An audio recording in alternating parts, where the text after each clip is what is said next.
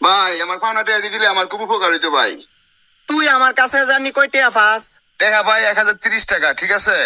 1000 দিলে 30 টাকা দেন লাগতো না। সিয়াম এমনি হ্যাঁ জি ভাই বলেন। এই নে চাবি, হ্যাঁ। দয়েরাতে 1000 টিয়া লইয়া। আচ্ছা ভাই এটা কি তোমার বাড়ির নতুন কাজের লোক নি? ও আমি রাখছি কাজ টাজ করার লাগা।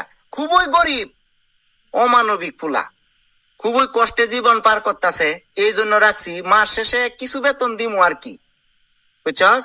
চাবি যে কাজের লোকের কাছে দিছো, ডয়ার থেকে আবার টাকা পয়সা সরাই ফেলবো নি? বর্তমান কাজের লোকের বিশ্বাস নাই। ভাই এই যে টিহাটা চাবিটা। আচ্ছা ঠিক আছে, তুই যা। আচ্ছা। এই তুই আমার কাছে 1000 পাস না? এই নে 500। ভাই আমি তো 1000 টাকা পাই, 500 দিলা যে? দিতাছি তোর টেহা, একটা মিনিট অপেক্ষা কর। এই যে 500 টেহা নিচে ফালাইলাম, চল।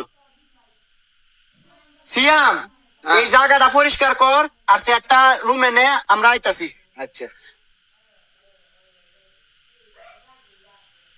ইয়া দেবনো ভাই। এ ভাই ভাই ভাই ভাই খারুন ভাই খারুন ভাই টিয়াটা পাইছি। আর নেই মনে ফালা এসেছি। হ হ আমি ফেলা 500 টাকা রেখেছিলাম। আমি রেখেছিলাম। আচ্ছা ঠিক আছে, সিয়াম যাও পরিষ্কার করো। হ্যাঁ দেখছস, সবাই এক না, সব গরিব একরকম লুবি না, তাই সবাই রে এক ফাল্লাই ওজন দেওয়া ঠিক না, বুঝতে পারছস? জি ভাই, কথা সত্য। গরিব মানুষ আসলেই সৎ হয়, লুবি না। সবাই একরকম হয় না।